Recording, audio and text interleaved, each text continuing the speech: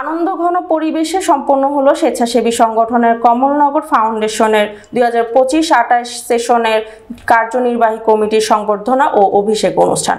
শুক্রবার 4 এপ্রিল সন্ধ্যা কমলনগর ফাউন্ডেশনের অফিস কক্ষে এই অনুষ্ঠানের আয়োজন করা হয়।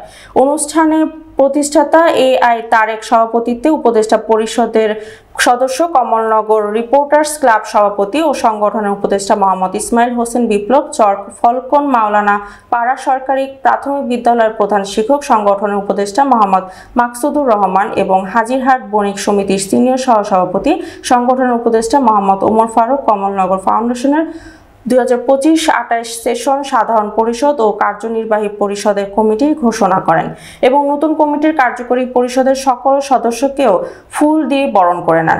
অনুষ্ঠানের সদ্য বিদায়ী সাধারণ সম্পাদক মোহাম্মদ রকিবুল হাসান বলেন, মানব কল্যাণে কমলনগর ফাউন্ডেশনকে আরও কার্যকরী ভূমিকা পালন করতে হবে।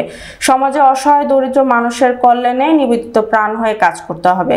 নবগঠিত কার্যনির্বাহী কমিটির পুনরায় সভাপতি হলেন প্রতিষ্ঠাতা সভাপতি এআই তারেক। সাধারণ সম্পাদক মাইন উদ্দিন তারা বলেন, সংগঠনের সকল সদস্য নিজেদের সামর্থ্যের মধ্যে থেকেই মানুষের পাশে থাকবে। আমরা পালন করেছি। আমরা চেষ্টা করেছি কমলনগরের উপকূলীয় অঞ্চলে যে শিক্ষা প্রতিষ্ঠানগুলোতে এখানে উপস্থিত সম্মানিত সুধীবৃন্দ, আসসালামু আলাইকুম। কমলনগর ফাউন্ডেশনের সাথে আমাদের ইউনিক সেবা ফাউন্ডেশনের পক্ষ থেকে আন্তরিক ধন্যবাদ, শুভেচ্ছা, অভিনন্দন, সালাম জানাচ্ছি। আসসালামু আলাইকুম। রহমান এআই তারেক ধন্যবাদ জ্ঞাপন করছি। আজকের পরিচালক মানুষ দিন দিন বিলুপ্ত যাচ্ছে, পাঠাগারে এখন মানুষ আসক্ত হচ্ছে, পাঠাগার নাই বললেই চলে।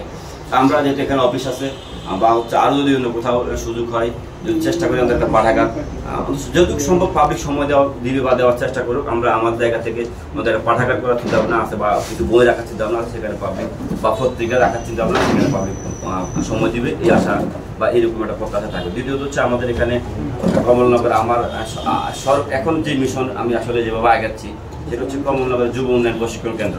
আমরা চাই সেটা হচ্ছে কমলনগর ফাউন্ডেশনের ব্যানারে হোক। কমলনগর ফাউন্ডেশনের ব্যানারে একটা যুব প্রশিক্ষণ কেন্দ্র আমরা এই উপজেলার যে কোনো স্থানে করবো, যেখানে আমরা শুধু প্রশিক্ষণ দেবো।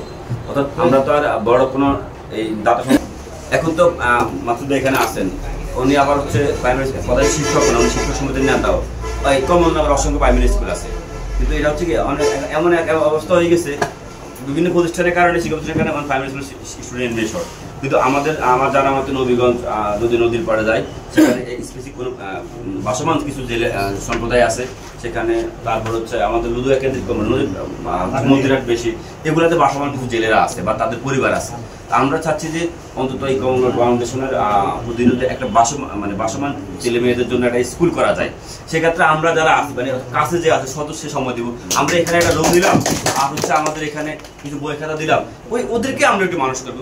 মাকসুদ ভাই হয়তো আমাদের তো আর রেগুলার সময় নাও করতে পারি, হয়তো আমরা বিকাল সময় করলাম, যদি সময় সুযোগে মাকসুদ ভাই সময় দিবে, এটা আমার ধারণা আছে, ভাই সময় দিবে। বা বাকি আমাদের এখানে আমাদের রনি ভাই শিক্ষক আছে, আনোয়ার ভাই, আমরা যারা আছে তারা ঠিক সময় দেবে। কিন্তু আমাদের এখানে দরকার হচ্ছে কি আমরা উদ্যোগ নিব, একটা রুম সেট আপ করবো আর কিছু বই খাতা কলম যাদেরকে যেভাবে দিয়ে সম্ভব হয় আমরা যদি চেষ্টা করি। আসলে চেষ্টা করলে মানে আহামরি কিছু না, তবে হ্যাঁ চেষ্টাটা প্রথমত হচ্ছে সবাই মাথায় রাখতে হবে, তাহলে আমরা সফল হবো।